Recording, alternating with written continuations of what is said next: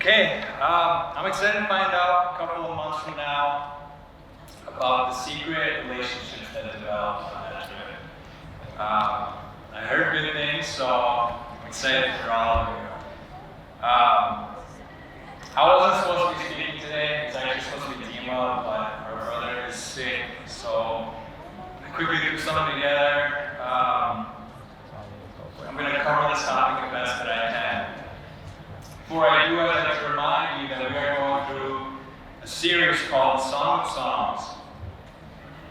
We went through attraction.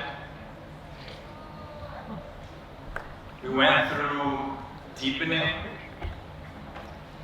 We awkwardly went through the wedding night. And last week, or 2 weeks ago, Arthur covered conflict. As I studied this topic, I would occasionally come across like videos on YouTube and stuff. What's with all the chatter? I would come across all kinds of videos, and I would read some of the comment sections before I got into it. And it was so heartbreaking. The testimonies that people shared online. I found people that said things like, I'm a single mom and I wish I had heard this series before I got married. Glad I can watch it now with my daughter. I got married young to an atheist, and for 15 years not a day has gone by that I don't break down praying that he would be saved. People wrote, I wish I was raised knowing this. I could have been a great husband if I focused on the right things. There's a lot of heartbreak related to this topic.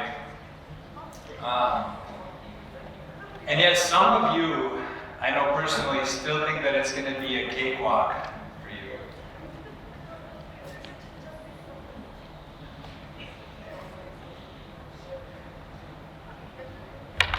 Job, Google. It's very distracting.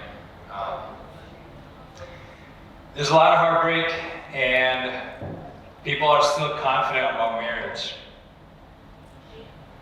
It seems like you have the same philosophy about marriage that I do about merging onto the freeway. Close your eyes and hope for the best. Kidding, but preparation is important. Timing is important.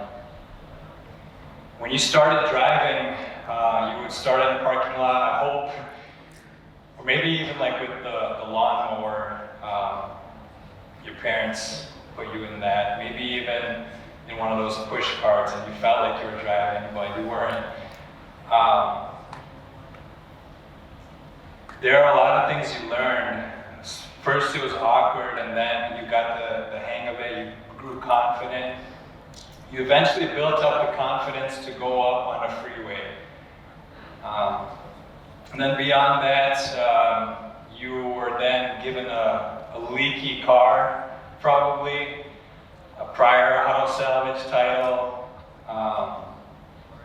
It was your sibling's car, and somebody handed you a license to drive.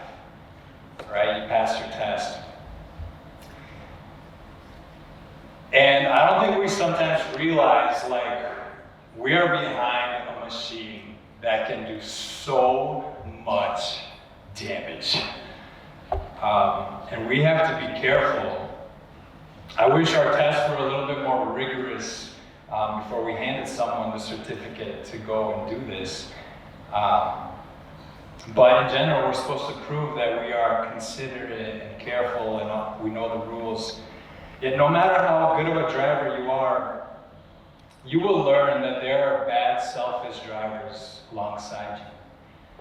That no matter how aware you are, no matter how much experience you have, no matter how naturally gifted you are, no matter what, even I'll bring it back to the comparison of marriage. No matter how perfect your partner is, right? Or in comparison, the perfect car, and it's a little bit different, but no matter how well you prepped, marriage is a lifelong commitment to learning, to growing, to dealing with all kinds of circumstances. Inevitably, you will come across roadblocks, people cutting you off, car breaking down, traffic, and on, and you can let all these things infuriate you, make you miserable, or you can learn to go with the flow, to take extra precautions, to learn the rules a little bit better, to practice and all these other things. You can be prepared. Marriage doesn't end when you finally get the girl or when you finally get the guy. I often think of Elon Musk. That man, he's cooking up something in his own little world. I think about how he wants to go to Mars. And I imagine, like, okay, maybe you get there, but then what? Like, it's a dead planet. It's going to be so expensive. There's going to be so much work and all of these things. And I feel bad for that man. He's so ambitious. But what then is the question? You attain the thing that you set out to do. And what's interesting about people going to Mars is that you're bringing people. And the sins of people will follow. The greed of people will follow. And you might even start a brand new planet and do all this stuff, but eventually sin and just our natures, our habits are gonna ruin that planet too. We can't escape our natures. And even if you one day get married and you have this, the grass is greener on the other side moment where you're married to someone and you're like, well, man, it would be so exciting and fun to be with that person. Keep this in mind, that it doesn't matter what partner you have. If you are not willing to do the difficult work of cultivating a planet together, then you're going to be miserable with whoever you choose, whether they're from Colorado or any other state or place. Arthur talked about how we should have, or how we should behave during conflicts. But what about peaceful times? What about the plateaus? When infatuation ends and we find our rhythm and we get back into the busyness of day-to-day life. We develop the patterns and the passion we once felt. It doesn't feel the same. What would we do? And I think you referenced actually a garden last time as well. A garden needs maintenance. And this garden of love that they keep alluding to, they keep describing, it takes a lot of effort. No matter how perfectly you started, no matter how naturally charismatic you are, maybe those guys will know. No matter how much riz you have, I'll speak your language.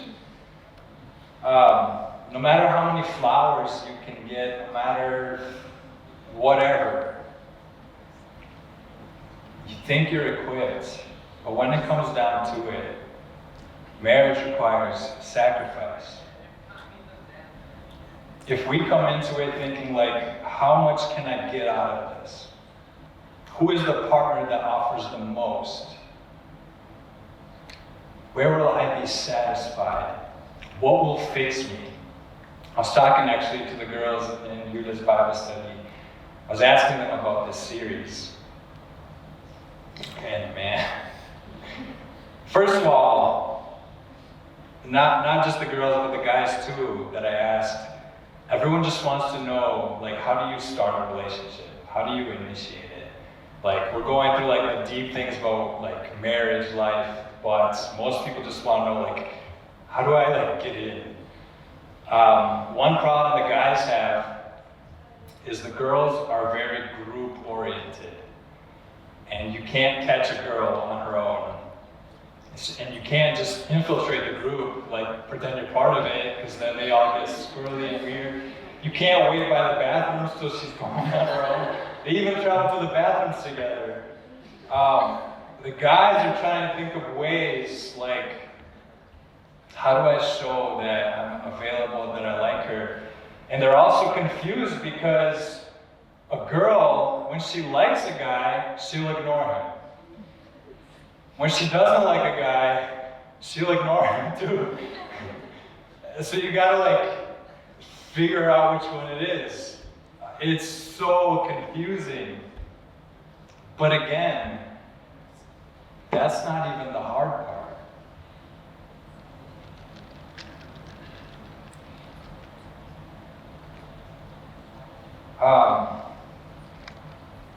We're really excited about all that, developing relationships and having fun moments, dancing in the rain, whatever. But have you thought about the time your kid breaks the law? How you and your spouse will deal with that? Have you thought about when your partner becomes emotionally attached to a coworker accidentally? Are you prepared for the times where you don't feel spiritually hungry and you hit plateaus and your partner's striving for something but you're dragging them down? How will you deal with all of these things? What does it take?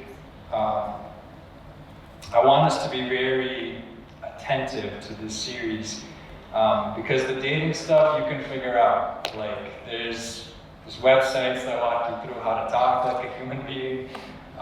There's AI if you need it. I don't know, but don't just think about the dating. Think about what your life will look like with this person. Are you willing to sacrifice for them? Are you willing to put in the time to cultivate a relationship? Because infatuation will end. Beauty will fade. Responsibilities will catch up to you. You're going to be paying for not just 2 people now, you're going to be paying for 5, 6, 20, who knows? Slavic's dedicated. Slavic, sorry. We left off from this conflict in the Garden of Love. And one thing I realized last time that bothered me about this woman who is searching for her husband after this conflict. And she's like, help me find him. She goes to this view, help me find him. And she describes him like this. She goes, his head is the finest gold. His eyes are like doves, beside streams of water bathed in milk. Like imagine these people running around like, have you seen this man? Gold head, arms like gold, and you know, it's so weird. The imagery, the language in these texts are so out there. But it does, at least for me, it's driving me to see Yuda this way, to notice the little things and to build them up, right? When you're going to be married, your husband's not going to have rods of gold arms, but will you see the best in his arms? That's an example.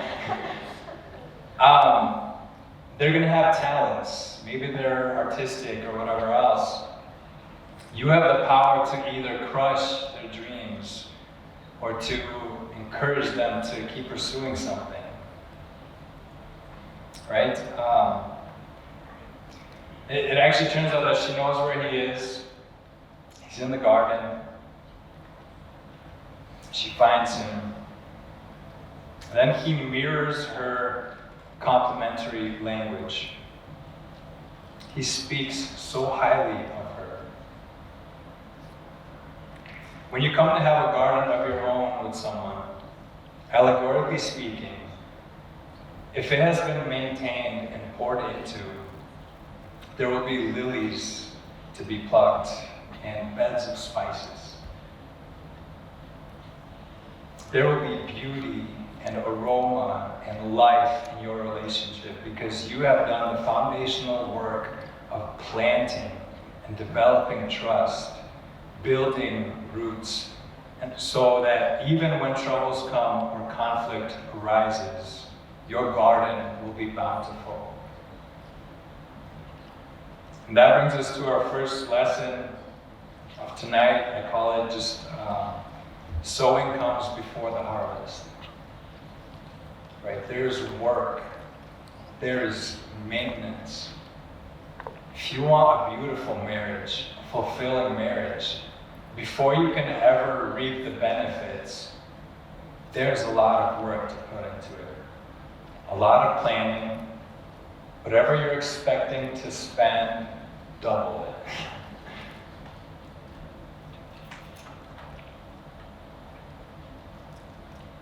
Look at verse 11. This is her speaking. I went down to the nut orchard to look at the blossoms of the valley, to see whether the vines had budded, whether the pomegranates were in bloom. Before I was aware, my desire set me among the chariots of my kinsman, a prince. She's coming to the garden to see if there's anything blossoming. She's coming to see her guy, and she's looking for the signs that there is love there, that there is connection, that there is peace between them. To see if there's anything blooming. In your marriage and even in general relationships, you cannot feel that with someone until you have first done the work of sowing something with them. Planting, nourishing. Think about your friendships. Your friendships aren't just you getting out of the people whatever you want, right? It's two-sided. You put in the work, you tell them your name, right? You find out some things about them. You are interested in what they're interested in. You develop connections, you communicate. You then get into the friendship aspects, you encourage, you fight for one another, you support one another, all these things. You've done the work of developing these feelings that cause us to love somebody, right? And it takes sacrifice, it takes a giving before you can actually receive something from them. Not that that's why you're friends with them now. My marriage has not always been easy, but it has always been good.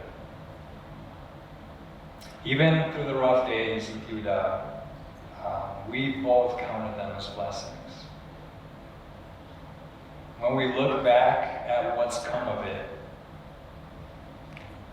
we see that we've been made stronger. We have a deeper trust in one another. Our sins have been exposed and chipped away at so that we can better reflect Christ. We can see that He is shaping us, chiseling away our faults, making us better versions of ourselves. We look at the fruit of our labor. We look at the garden and see it blossoming. And in turn, we are falling deeper in love. We're prepared for what may come. I hate that our culture teaches us that romance is for young people. It has to be everything new. It has to be everything trendy, easy, and extravagant. But that's not the case. The Christian love, the Christian marriage, it should be two people growing in their passion, growing in their love, not the opposite. Some of our favorite memories were when everything was breaking down. We're very stressed, bad news on our minds. But we would turn everything off and we just dancing out of the room. All right, I'll admit it. We just sit in quiet. We just focus on what we do have. We talk about our good days, our victories and our plans. And we're excited about how God desires to use us for His glory, even in the midst of pain. And it took me 2 years to become a perfect husband. That's it. No. The truth is, we'll never be perfect. And whoever you have will never be perfect. There was this guy, a counselor, he was talking to this guy who was like complaining about his wife. She's forgetful, she's a bad driver, like whatever. He had a list. And the counselor stops him and he goes, okay, how about for every flaw that you're naming right now, that you're listing, how about you have the power to change it for a different flaw? Like whatever flaw you want. You pick the ones that you want. He's like, that's dumb. I don't want any flaws in her. I want her to be, and the counselor noticed, like, you want her to be perfect. The problem isn't with her, the problem is with you, your perspective. We're not always spiritual, we're not always understanding, we're not always patient, we're not always content, we're not always thoughtful, we're not always thriving, we're not always loving or sacrificial. But we look at the garden and we see the budding fruit. In the same way, remember, this is an allegory of Christ's relationship with the church. In our struggle, in our Christian walk, sometimes all we have is this knowledge that God loves us, and we're looking everywhere for the budding fruit, the little evidences that prove to us that He is real, that He is careful with us, that He is working in us. And we look to those things. They help us get through everything. And we trust that no matter what, He will still love us. In the same way, when you're in a relationship and you're past, the wedding night, and you're past that first phase, the honeymoon, then will you look at one another and have this commitment that no matter what, no matter the trying circumstances, we will figure things out. That you are willing to put in the work.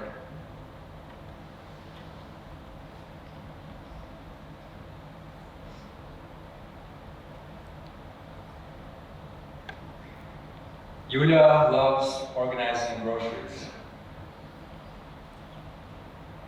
Not to the point of like OCD, but it's satisfying for her to have that organization. So being the hero that I am, I'm willing to give her that. She can do that all she wants.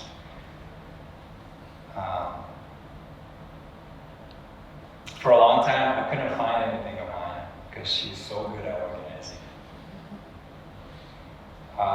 And we realized that we're going to be living together for a long time. I need my stuff.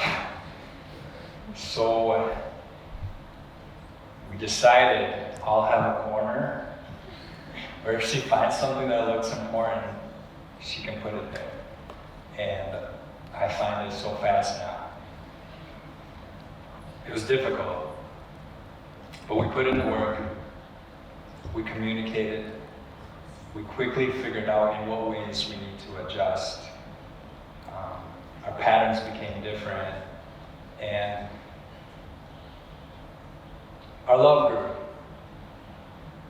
we realized that we have different logical patterns. But it was so helpful, because now anything I need, like she knows exactly where it is. Back when I was single, thinking back on it now, I didn't know where anything was back then either. But we figured things out. We said to each other that we're not just roommates, we're partners for life. We can't just passively, aggressively delay or ignore the things as they come. We've learned to communicate about the small things, and then when it comes to the big things, we're ready for that. We have that mindset already in place.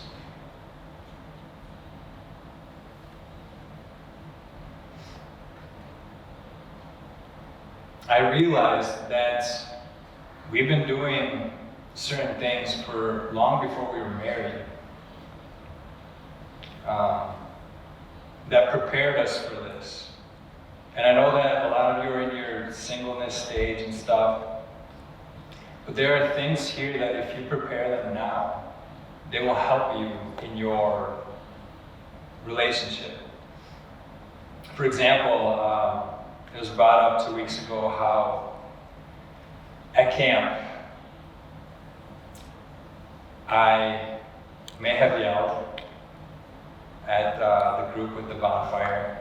I realized that I was coming from the lake where potentially someone in the dark could have tripped or hit their head against the dock and could have died, and camp could have woken up the next morning with one of us gone.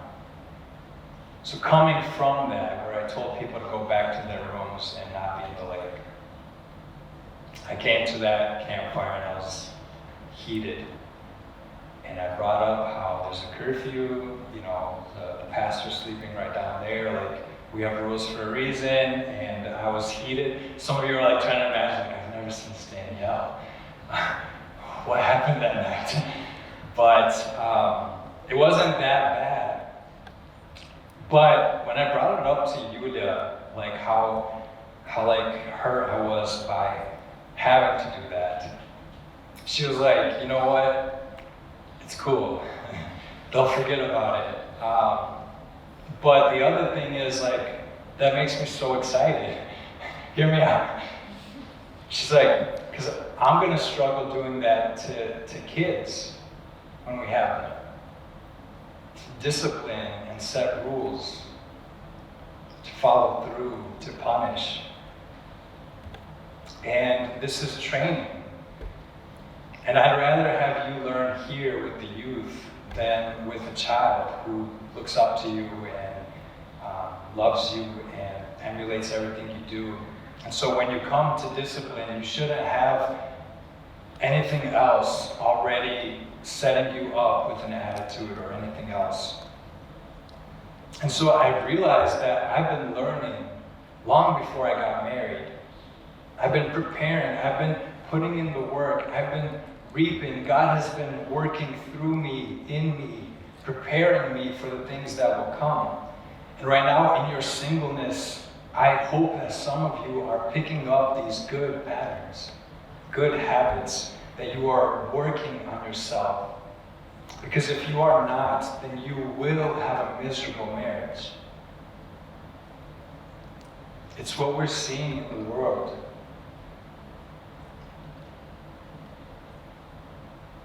Sowing comes before the harvest. For most of history, arranged marriages were actually the way to go. And it got me thinking, like, why was that? Why were they more successful than love marriages that we have now? And I think part of the reason why is because perhaps those people entering into arranged marriages, they understood what would go into it. They came with the expectation that they would need to work hard at their marriage with this person they knew nothing about. And all throughout their marriage, that nothing was meant to come easy. Not intimacy, not trust, not communication, nothing. They would need to exert effort every step of the way in order to build love, to build this garden. And actually, thankfully, because of that, we understand that you don't need the perfect person to have a good, healthy, lasting relationship. Throughout history, that was the way it was done. Not to say that that needs to be the case, but we live in this culture where like something's broken, you just get rid of it. I'm not happy, I walk away. My favorite restaurant stopped doing this, they don't get my money. We're so quick. We revolve. So stop looking for someone that you can get the most out of. Instead, start being the best version of yourselves. Start planting. Start being kind to everyone. Start being helpful. Be encouraging. Be disciplined and organized. Reflect on your flaws and start purging them out.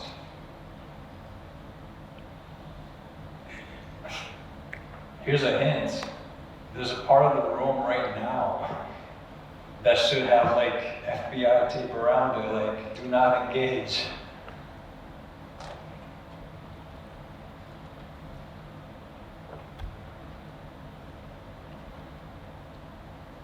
If you're a person that's always at odds with your friends, if you're critical about everyone around you, if you're always bitter and scrambling through life, then you have not put in the effort. You have not watered. You have not built fences to guard your garden. None of it. You will not reap the benefits of a healthy marriage. And you might potentially ruin someone's life. And if not your spouse's, then potentially your children's. I hear so often people complain about this next generation. They're so lazy and inconsiderate. They're way too removed from reality and stuck on iPad kids or whatever they're called. But then I asked the generation before, I asked, well, who raised these people? Who sowed these seeds? Who neglected their childhoods? Who created this environment and gave them the tools that led them down this path? There are intergenerational consequences to our decisions, and we will reap what we have sown. Every single one of you has work to do. Stop worrying so much about finding the right person or finding the right approach. And when you finally are married, don't be the person that says, I don't know what happened. Things just fell apart. We fell out of love. We started off great, it was exciting, we connected, all these things, but then we just lost interest. That doesn't happen when you put in work. It doesn't happen out of the blue. You make decisions day by day. You're letting either God rule over your life or you're letting your flesh get its fill. So enough with the excuses. Pick yourself up. Ask God for guidance and strength. Put away the fantasies and the lies of our culture. And get to work, little by little. Not only will you attract the kind of person worth marrying, but you will be equipped to live life with them. All right, man. Oh. Okay. 6:13. The pattern of reconciliation. If you haven't noticed already, like, no matter what, you're going to have conflicts in your relationship. You're going to have issues at times. And so we have this pattern of reconciliation. Not only do we deal and resolve the conflict, but there's something else that follows. And it's this pattern of reconciliation. Chapter 6. This is the other people. Return, return, O Shulamite, as upon return, return, that we may look upon you. Why should you look upon the Shulamite as upon a dance before two armies? Here's what's going on. Remember in chapter 5 when she was looking for her beloved, it says that there were watchmen who found her, and they went about in the city, they beat her, they bruised her, they took away her veil. And this woman was hurt and abused, and she was traveling through the city looking for him. In those times especially, it was not a good idea for women to go out of their dwelling place. And so she is beat up, bruised, she's found him, but she is embarrassed. She has bruises, her veil is gone, and it was considered dishonorable to show her hair in public, or women to show their hair. And she's going away with this man, and the friends, the others, they say, return, return, Shulamite, return that we may look upon you. And then she replies, or he replies, it's not clear. I think it's her, because she's embarrassed, and she asked us, why should you look upon the Shulamite as upon a dance before two armies? Meaning a skirmish between two camps that are engaged in battle. She's embarrassed about the conflict she had with her husband, and she's hiding her condition. But then, he comes in, and he speaks. How beautiful are your feet in sandals, O noble daughter. Your rounded thighs are like jewels, the work of a master hand. See, she is embarrassed, but he comes in and he tells her what he admires about her, what he loves about her. Last time, before the wedding night, he was complimenting her. He started with her eyes, and then her hair and neck, and worked all his way down. He never even got to her feet. This time, he starts at her feet, calling her noble. Her rounded thighs are like jewels, so she doesn't look sickly, unhealthy. She stands firm. She has worked in her day. And she's, in a way to say, easy to look at. He goes on, your navel is a rounded bowl that never lacks mixed wine. Your belly is a heap of wheat encircled with lilies. All right, so I don't think he was drinking wine out of her belly button. But it's more of an expression. He enjoys her body. And wine was the best thing around. Arguably, it was consumed more than water. Your belly is a heap of wheat, meaning that she has like this hourglass figure. One thing I did want to say about this is, this doesn't mean that a woman's figure is the most valuable thing about her.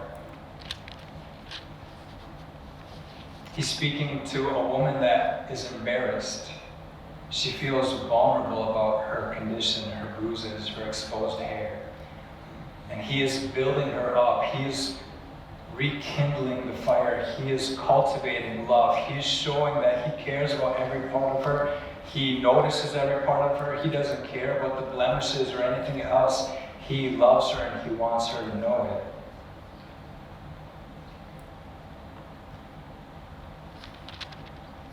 Your two breasts are like two fawns, twins of a gazelle.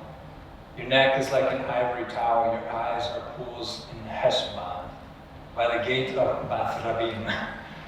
Your nose is like a tower of Lebanon, which looks toward Damascus. Your head crowns you like Carmel, and your flowing locks are like purple. A king is held captive in the tresses. Oof, I get the goosebumps. He's using nature around them to describe her. All the beautiful places and things that he knows of, he compares them to her beauty. The things that ascribe strength and stability, worthiness and nobility, he ascribes to her. He sees all of them in her. So, what can we learn, boys? I'm going to give you some free ones. Okay? We look around the stuff that we know, right? Your eyes are like Ultra HD, 4K resolution, anti-glare, 1080 pixel screens. Nice. It's pretty good. Yeah. Okay. Your collarbone is like the columns of a stone arch bridge. Okay? Man.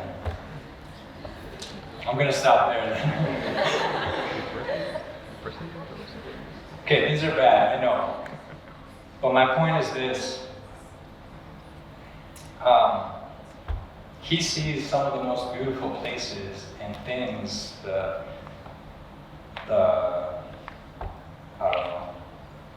most extravagant, wonderful places, and he can't help but compare them to her, and he sees all of them in her.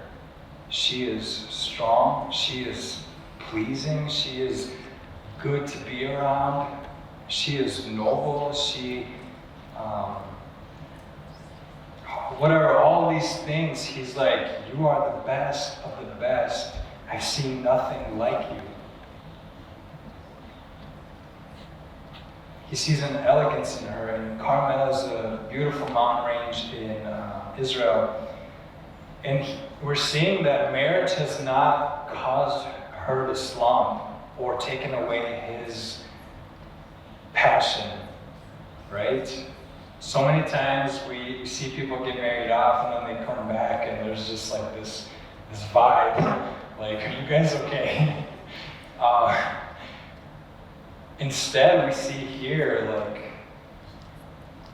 he sees her standing firm, right? She has been hurt, but he's like, you're not slumping, you're not like, I don't know.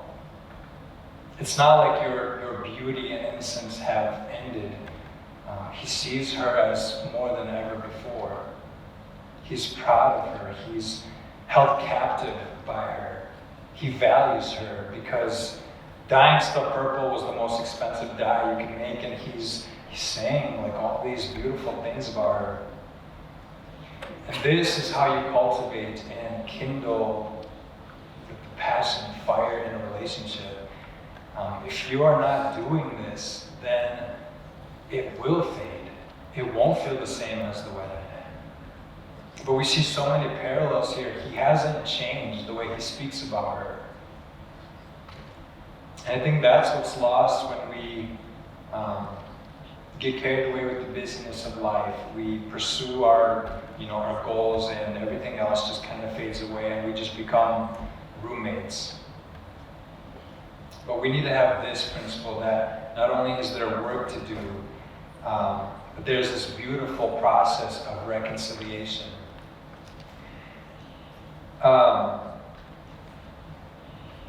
Verse 6.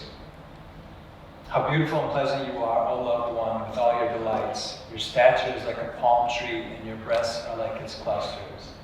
I say, I will climb the palm tree and lay hold of its fruit.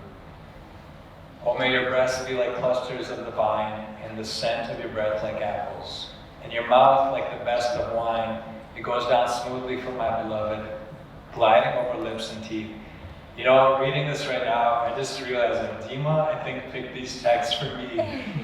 And he's not even sick right now. He's just like, just wants to embarrass me. We have a long time feud. But I don't care. Because you shouldn't be ashamed of this kind of stuff. God created excitement about these things, right? Sex and intimacy. Like, it's not something to hide away from. God designed them. And we are pursuing these things. Let's be honest. We're excited. We shouldn't be ashamed about them. But because so many times these are out of context, we don't see this beauty. We don't feel the safety that was first developed, right? We don't have the confidence, right? But when you are with the one that you are meant to be with, when you have everything in place, then it can be enjoyable. Then it can have a greater purpose. It can be a reflection of God, of Christ with his bride. He is more attracted to her than ever before. He's encouraging her, he's affirming her with his words. He's not embarrassed. He sees the best in her. One thing I want to emphasize is, like, brothers, use your words. Like, none of us speak like this, I get it, but use them. I was counseling with the guy, more just like kind of a conversation with the brother, and he was like going on about, like, man, my wife did this, and she saved up when we were dating, and she always is on top of stuff in the house, and all this stuff, and I'm like, dude, that's awesome. How did she react when you told her that? And he's like, well, I haven't told her that. I was like, go home right now. And he ended up going home and like expressing these things to her. And it was such a simple switch. And I think some of us just like, we just don't put in the effort of actually doing this. Like, we think it, we believe it, but when it comes to it, we don't actually like, hey, Jen, you're a great guy. Like, thank you for bringing the mic here. You know, like, we don't do that. And I'm emphasizing it, but I know that we always need reminders. But the Christian, what we're seeing here the Christian people should have this lens, this filter when they see their person. We should be positive. We should highlight the good in each other. We should aspire to be seen as people who can be described in these ways. There's something about her that's captivated him. And so if this is a picture of the relationship between Christ and the church, what happens to us when we fail in our relationship with him? When we do something embarrassing or something happens to us when we're walking out of that dark place looking for Christ again, we can't help but feel unclean. It's hard for us to celebrate and be positive, to feel okay with the people around us. We fear falling back into the things that are harmful to us in our relationships. And so reconciliation is tough. Maybe resolving conflicts is one thing, but feeling right again. In the same way that you have a relationship with God, and when you do something bad, like you put yourself in a penalty box and you try to make it right before you come talk to him and all these things. And this is the same kind of thing going on here where she's embarrassed by what happened. But he comes and he tells her, I see you as beautiful, no flaw in you. And in the same way, when we, the bride, we look at Christ, we know that he looks at us with this lens. That yes, we've failed. Yes, we are flawed and bruised, and we can't escape the stains of this world. But Christ sees us in a different light. He loves us still.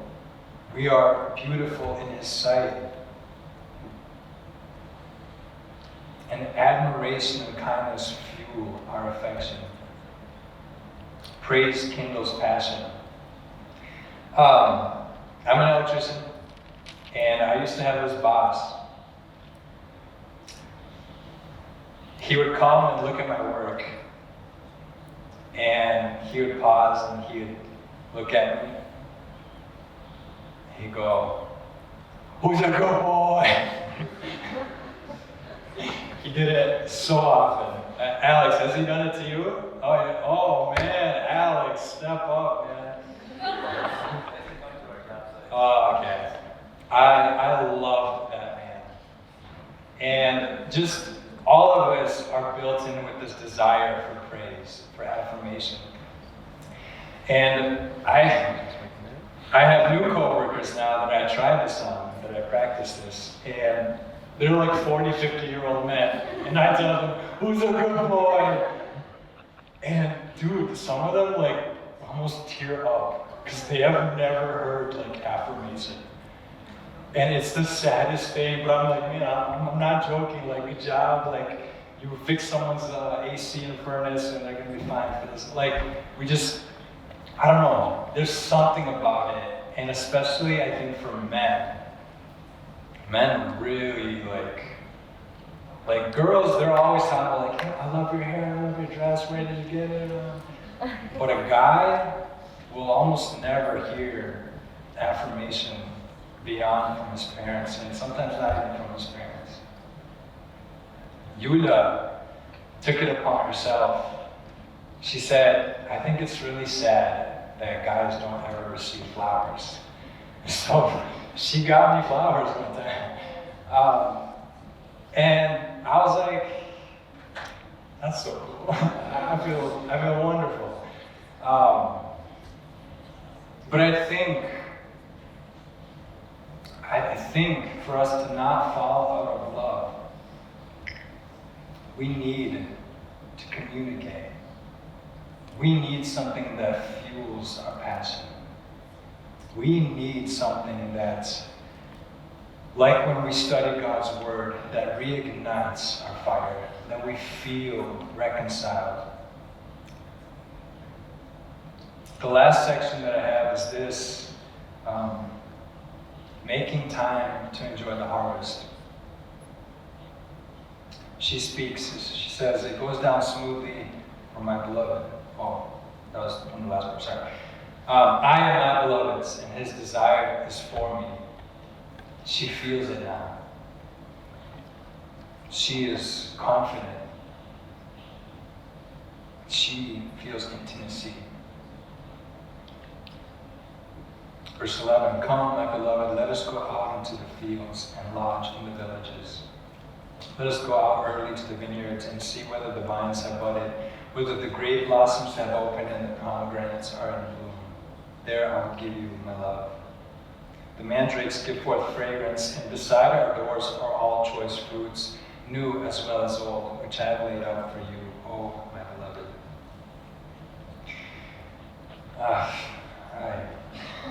I'm going to end it here. We see the passion. We see it again, and we see it stronger. And he's willing to climb up palm trees now. Like, he's more excited. She's confident. She feels safe. He's used up all of his adjectives and allegories, because he starts repeating some stuff, which that's okay. He's re-emphasizing it. But here what we notice is that there are milestones in anything we pursue, right? And the same thing with marriage. You have to stop sometimes and smell the roses.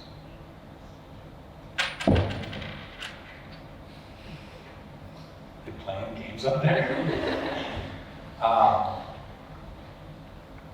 Let us go out early in the vineyards and look at our garden. Like before the kids wake up or before the busyness of day-to-day happens, let's be together. Let's go out into the fields. Let's stay away in the villages from the kids. I know how tough it is. I've seen it. I've seen it in couples that have been around for a long time. A lot of you have had bad examples from your parents. Just because you have some kind of history, some kind of weight on you, doesn't mean that you can't have a healthy, lasting relationship. Just because you broke up with the person Actually, I mean, the girls did ask at the Bible study, they want to know something about our relationship. There was actually a time where Yulia and I broke up. I felt that I wasn't ready, and I didn't let it linger. I wasn't like, oh, let's see what happens and things like that. I did a clean break. And then we gave it time. Funny enough, she actually prayed that I would find somebody else and get married so that she could move on. I prayed that I would never feel unready again in our relationship.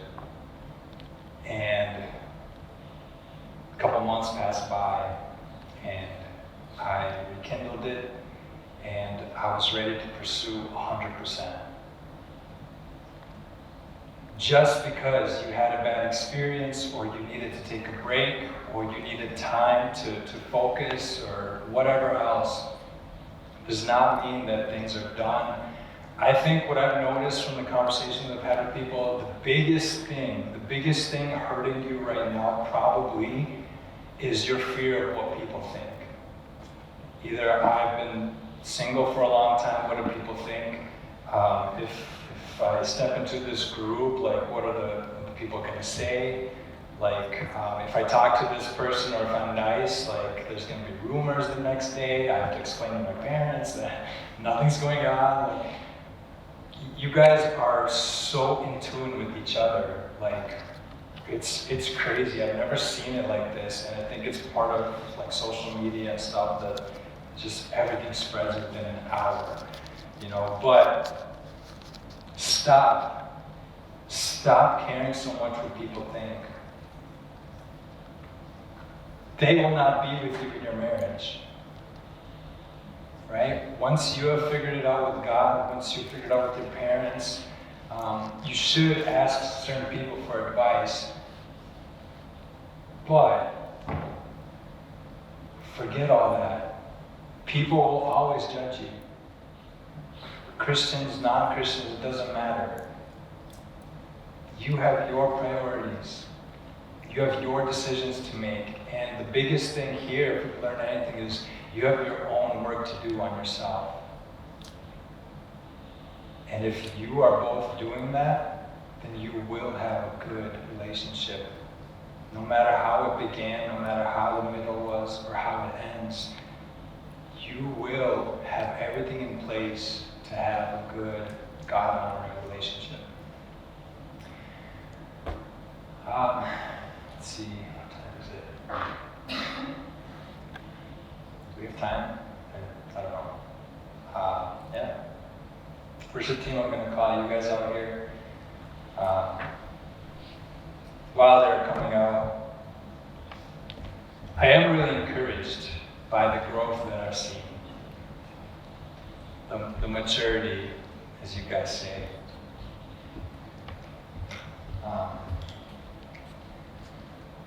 I know that there's a lot of preparation that goes into this. I take a very like serious tone with this because I sometimes even rejoice when people break up because I know that they're not ready. And both Yuda and I have lost friends, or nearly lost friends at least, throughout the years because we told people that they should not pursue this, they should not go through with it.